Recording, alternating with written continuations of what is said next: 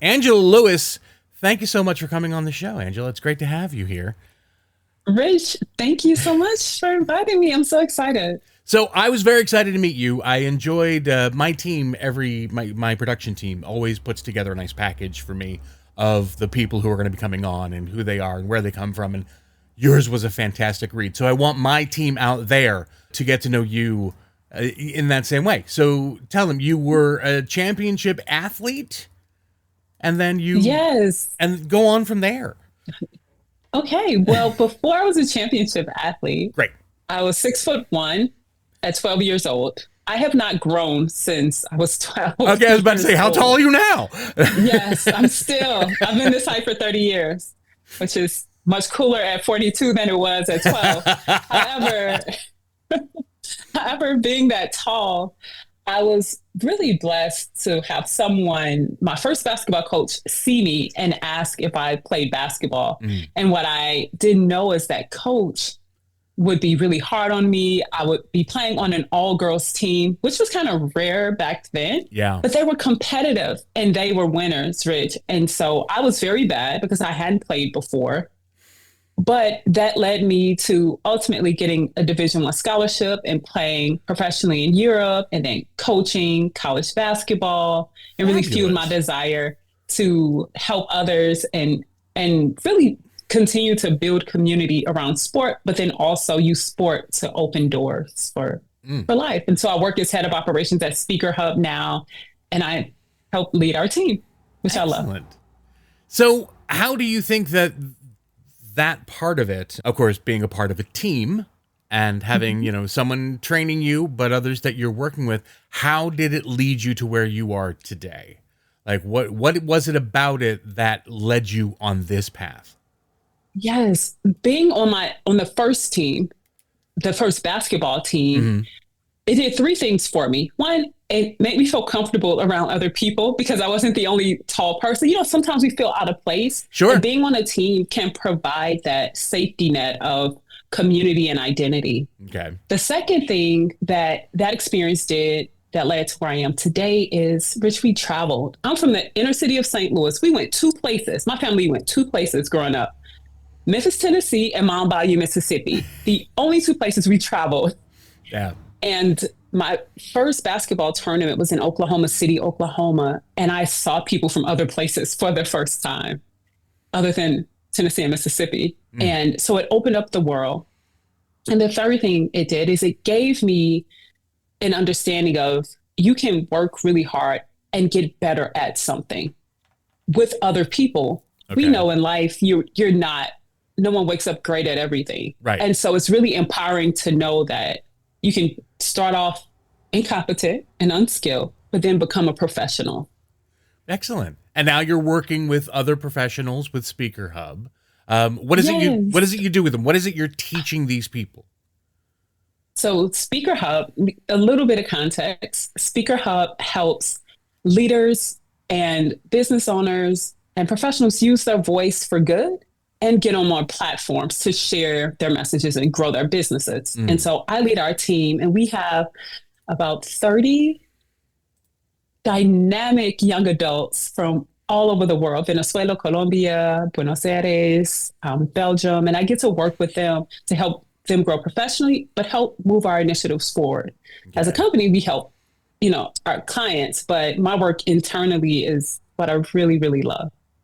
So when you say you bring these people, you help these people to help others, what kind of help do you think you're trying to teach them Yes. or you're trying to lead them to? In terms of the customers that we work with, Yeah.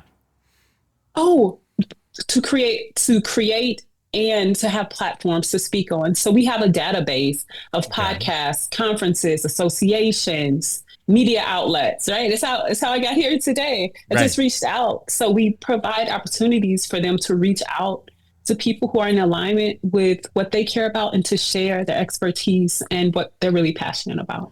Now, is it about helping them find just their audience, or is it about helping them find that way to communicate with that audience? Great Great question. It's helping them find the audience. Okay. And we believe that your audience will tell you how to communicate with them. Okay. You talk to enough people, you'll be able to tell by the look on their faces, by the questions they ask, what they need to hear. And if you really care, you'll adjust accordingly. Mm. Let's go back for a second, if you don't mind, because I'm fascinated with your time as a basketball player and a coach. Can you give me an example of something in that time period, like some shift of a dynamic or something that happened with you personally that actually sort of started the journey, that kind of encapsulated where you wanted to go? Defining moment, Rich. Yeah. After that time in Oklahoma at that basketball tournament, Mm-hmm. I went back home and received my first college recruiting letter. And that was to the University of Memphis. And I was going into the 8th grade. And I was like, oh my God, I haven't even been into high school yet. There was a whole questionnaire about who I am and, my grades. But that moment I realized, oh, maybe I could actually play at the next level. And I started working much, much, much harder. Mm. Do you find that there are people who are doing that with you now, the people that you're training, that they're getting those moments too, where I thought this would just be a fun little thing that I might do, but now this is something I can really strive for. Now I have a direction and a goal. Yes, yes. One of our head designer named Maria's from Venezuela. Maria's an amazing designer. And when she came onto the team, we were really small. There were maybe 5 or 6 of us. Mm-hmm.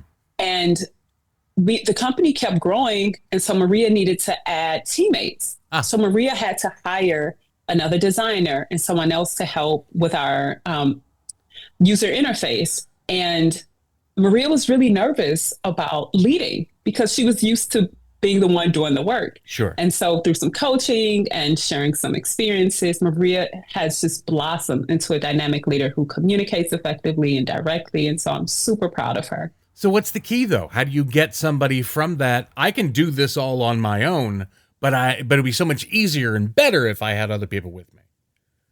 Well, there's not enough time in the day. For one, there weren't enough hours for her to do everything. Okay. And she needed help. And the truth is, there are people who were better at different things. So now our designer, Angel, he was more technical design.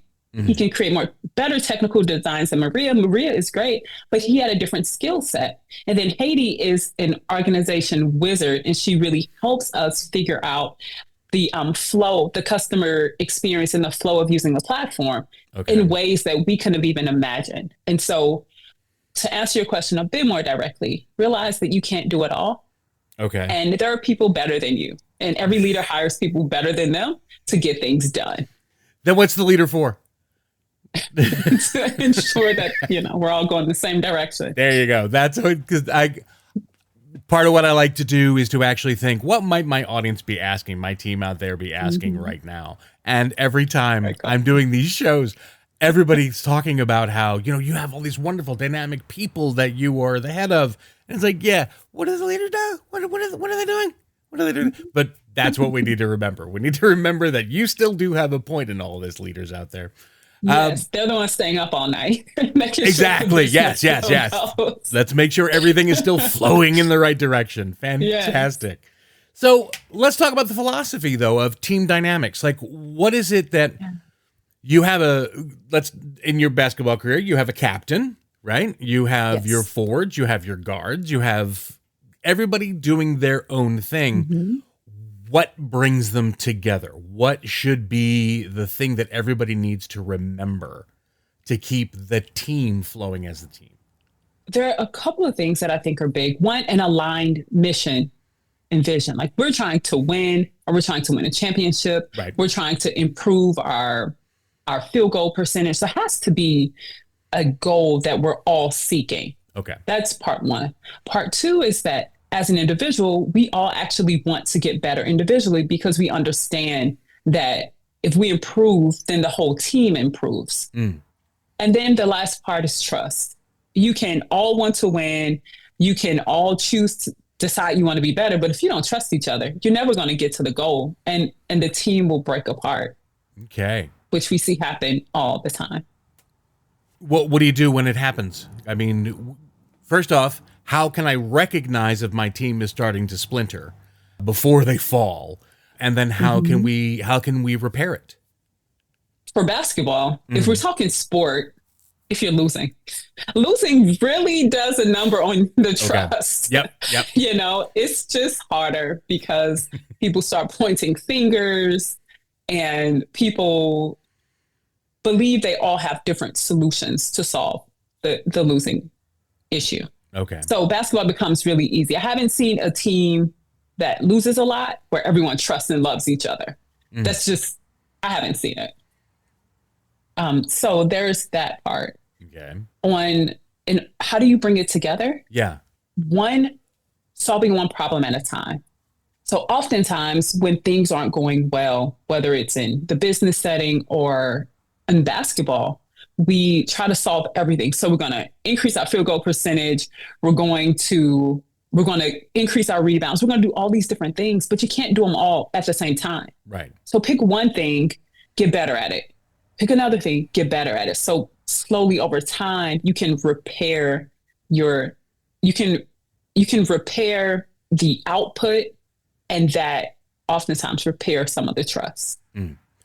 Besides losing, are there any other things that we can look for in, like, say, a corporate setting Mhm. where we can, as a warning sign that things are starting to slip? I mean, how many times on your team have like the individual players fall into infighting or blame throwing Sure, or any of sure. those? All of that, all of those blaming, infighting, lack of responsiveness, Mm, lack of communication. okay. I think those things are really big. And of course, the lack of quality of work. If there's a quality issue and it's been addressed and there continues to be an issue, then there's something there that's missing. Mm, And you also may have, we've seen situations where only two people are talking and some people have just silenced themselves. It was, what do they called it? Quiet quitting. I think yeah. that was Yeah. like Yeah. a Yeah. Yeah. thing, Yeah. The but old. it's not necessarily quitting. It's just like indifference toward the cause. Okay. Okay. And so if we recognize it and we see it, what do you think is the best way for that leader, for the owner, the manager, whoever it happens to be, to bring it to the fore? To, if that's the first thing they want to fix. First, self-assess. Everything rises and falls with leadership. Like at the end of the day, it's your fault, regardless of what we may think, regardless of someone else making decisions to do things. We still have the ultimate responsibility to ensure that things go well. Okay. Either you need a new teammate, they need to be coached more, but you have to find a solution to help. So first, I would say acknowledge the issue and then assess if you've assess what you've done or not done in helping or creating this dynamic, because leaders always play a role in the dynamic. Okay. That's what you sign up for. Yeah. And then from there, I'm a big proponent of a conversation. Have a conversation about what's happening, not the person, but it's the task that's not being addressed or the issue. Okay. Talk about the issue, not the individuals. Okay. And the last part is try to come up with a solution that is quantifiable. So I'll give an example. There's a young woman that I know that I mentor, and she said, my boss came to me and said that I was arrogant. So, well, but how does that impact your work? Like and that's like a kind of like a stick at who she is as a person. Right. Does that mean that you're not getting things done? Are you not open to feedback? There's a way that you can communicate that says, here's the issue, but we can still get better from it. Yeah, and that's certainly not like maintaining that emotional safety that so many people Exactly. talk about. Is there some way, like, what would you recommend for that manager who did well, it's your arrogance that's making you fall by the wayside? How would you sort of stop them mid-sentence and say, maybe try it like this? I would say focus on in what way is she not producing, or what does Okay. that, even if I'm a manager and I see that someone has an aura of arrogance, Mm-hmm. I would say, and it's my perception, right? I may look at it and it may not be arrogant. For him, he may see arrogance. That's a very like personal. Right. description of someone. So I would say, of course, check yourself. What were the goals? What was the plan? And is she following the plan? Mm. If she's following the plan and she's producing, then the way she does it, even if you don't like her personality, that's between that. That has nothing to do with the work. That's what's, that's your issue, not hers. But if she's actually producing and is doing what she said she was going to do, then let her be. Yeah. But if not, then correct that part. Give her some coaching and guidance on the other part. I mean, if you're calling somebody arrogant, there's a little bit of arrogance in yourself to think you can get away with calling them arrogant. Arrogance exists. Arrogance can oftentimes lead. You can find a good leader from that person who is self-assured and, some might think arrogant. But that's a very American way of looking at things. And the one thing I loved about doing this podcast, especially in the very beginning, was we made a clear and present choice to talk to people from across the globe. Now, when I did this, it was in the middle of a pandemic. So those people I was talking to, we had kind of one topic to talk about throughout the entirety. But you've also traveled. You traveled. Where have you actually worked and lived? I lived in Germany and Medellin, Colombia. And our team now is all over. We're a 100% remote company, and we have teammates all over. And I love it. Absolutely love it. I can imagine. I mean, that's amazing. I miss talking to the people that I used to talk to. I'll be honest with you. You thinking about reaching back out to them? A bit, just to see how things are now, especially. But there were some people, and these were all other team building companies across the globe who are partnered with us here at Team Bonding. And just it's so good to hear how other people view the same process that we're all trying to go through.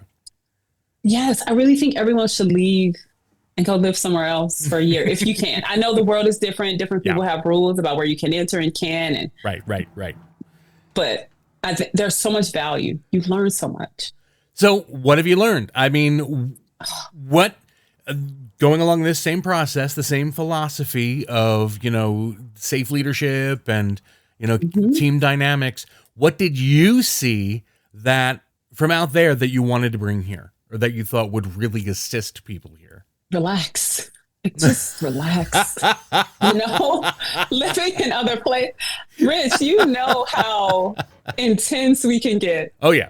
Just relax. Living in Colombia was the most relaxing, but people still worked. But their view on life, I saw there are some people who didn't have a lot who were so happy. And there's so much that we take for granted. I'll give you another example. Current example, I was having a one-on-one call with someone on our team who lives in Venezuela. Okay. And the city he's in, the gas was out for a month. Oh. They could not cook food on the stove. Can you imagine? We have another person on the team. She would be on the call and then it would just go out. Her internet would go off or there'd be a power outage. And so the things that we get upset about, like the Wi-Fi not connecting quickly enough or, all the little things that are seemingly massive inconveniences in our life. What I learned is just relax because it's not that big of a deal. Mm-hmm. And there's someone else who would trade spaces with you. So just be grateful and relax, but then also connect with other people to learn from. I have so many stories about like things that I've learned, but those are the things that have really hit home for me. So give me one of those stories. Give me, if you can. I mean, you don't have to name names by any stretch of the imagination, but give me something that personally taught you at that time. Venezuela has consistently gone through a pretty difficult time. Mm-hmm. And during the election cycle, there were power outages everywhere. Yeah. And we could feel the angst within some members of our team because of what was happening in their country. And so we told everybody on our team, if you need a generator, let us know. We'll give you money. We'll send you money so you can go out and get generators because because you never knew when the power would come on. It was like, get a generator that can support your family or that supports your refrigerator, that's big enough for you to be able to have, and then you'll have it long term. And so that's something that I can't really imagine sitting where I'm sitting, but you learn a level of empathy and to ask more questions Mm. than what's on the surface. We see what's happening, then we have the one-on-ones. You can sense and feel that, oh, there's some distress among the team. And I, how can we help? that's fantastic, because everything that I have ever learned in this podcast always seems to come back to the same thing: that sense of empathy, that sense Yeah. of thinking of the other before you think of yourself. How can we teach it, though, Angela? Because that seems to be an unattainable goal, especially in an American-made market where you think back as early as the 80s to current day, Mm-hmm. where those unempathic people are the ones who are making greater strides. They're always getting up to the C-suite.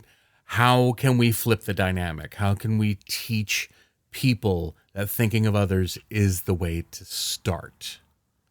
It's a tough Oh question, Lord, isn't it? Rich, I've been this doing is this. like I've been doing this this is a 6 big one. years. It's a tough question. I'll say it starts in two places. Okay. Well before the workplace. It doesn't start in the workplace. The level of empathy that I have and that our owner, Ron Story Jr. has, didn't come from working at Speaker Hub. It came from our families.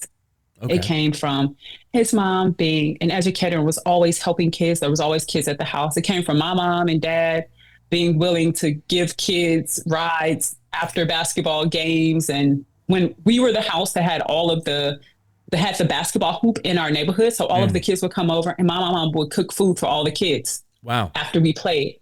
So I don't think that empathy starts in the workplace. I think it starts in your home and in your community. And if we Yeah. can teach people to be more empathetic there, it becomes a part of the core.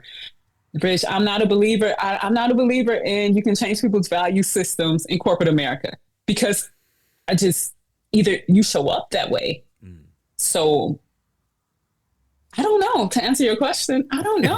Like help the kids learn because if you can get them earlier, then they become adults with empathy. But I don't know how to do it. maybe I some can't even act like I do. maybe some kind of award system to sort of say that this is the better way and to show everybody else that it's a better. I don't know. I'm spitballing here with you now. But it's the heart space. I don't think we can mandate heart. I don't think you can legislate heart and Right. spirit. So Mm. I don't know. I would say if you're someone who needs empathy, so if you're listening and you're someone that prefers an empathetic culture, then find a culture where the leaders are empathetic Okay. and then move yourself because we can't. I just don't believe we can change these massive systems that were here before us and that are designed to last long after us. And that Right. may sound doom and gloom, but I just think we can control our environments as much as possible and the people we surround ourselves with to hopefully create a peaceful life. Okay. Okay. Speaking of awards, though, you've won some yourself over the years. What do you got? The Robin Roberts Sports Communication Award? Congratulations. Yes, yes. When was that? When did that come across your lap? That was, oh my God, Rich, that was my senior year in college. Nice. And my coach told me about it. It was given by the Women's Basketball Coaches Association, so I could apply for it. And when I found out I won, I was elated. Robin Roberts is a legend. I got to meet Robin Roberts. Awesome. They had the event at the luncheon. It was amazing. That was a really, really special award for me. Mm. How did that change you? How did that impact you and reshape your life and you know the legacy you want to leave behind as being one of those, because it's a very select group who gets to Yes. have a celebration of themselves like that. It really shows the power of sports and women in sports. Robin was a trailblazer. I mean, so it created this sense of responsibility. I want to be that what Robin Roberts is for me and so many other young women. I want to be that for others. And so it created that. Thank you for that question. No one has ever asked me about that. I said I Rich, loved you're reading. so good. I said I loved reading about you. It was. I'm telling you, you have a very rich life. Okay. Favorite team building activities. What kind of things do you like to recommend to people that will, sort of help them to bring people closer together? Is this in the corporate setting or in general or sports? Give me everything. I want it Everything. all. Okay. I will tell you the best thing that I did in college. Okay. I went home with one of my college teammates. Kirsten Holloway is from the small town in Indiana called New Washington, Indiana. I'm from the city of St. Louis, like the Hmm. city of St. Louis. Hmm. She's from New Washington, Indiana, completely different worlds. I went home with her for a weekend, which I have never seen a cornfield. I hadn't stood in a Nice. cornfield until I Nice. went to Indiana. I hadn't rode on a riding lawnmower. I hadn't seen a house that was on acres and acres of land. I mean, her dad built a house. They had a pond in the back. You could fish in the. I grew up in the city of St. Louis. Nice. None of that. I didn't see any of that. So, me going home with Kirsty really helped me understand her better. I got to meet her family and see where she's from. So, I would say the first part of if you want to build teams, just step into someone else's world. Maybe it's an activity that they enjoy, but find a way to connect. That's more of one-on-one, but that could be done in a group setting. We took the whole team to our house when we played near there. So figure out how you can learn about them as a person. Hmm. Other team building activities. I'm a big proponent of play. Obviously, with basketball, I think play is a great way to connect people. So I mean, if there are, I don't want to ring our own bell, but it is what team bonding is all about. That power of play. There's nothing like throwing people together in either a sporting event or some sort of game to see who they truly are. yes, yes, and then you let down your guard Yes, when you're able to play. exactly. So get to know your people, find out what games they enjoy, and just play. So, what advice do you have for any young athlete out there, or any professionals that want to rise up a little bit higher than they are now?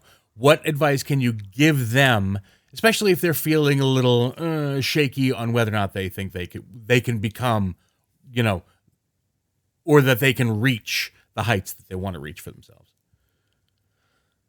So the question is, what advice do I have for athletes or any professionals who want to accomplish their goals, like Right. get higher, move Right. closer toward their goals? Exactly. The first step is to actually commit to the goal. We live in a time where distractions are everywhere, and I've been guilty of it as well. I'll say, "Oh, I'm going to do this thing. Oh, here's another opportunity. Here's another, and we can Mhm. get caught in the call it shiny object syndrome." So commit to the goal.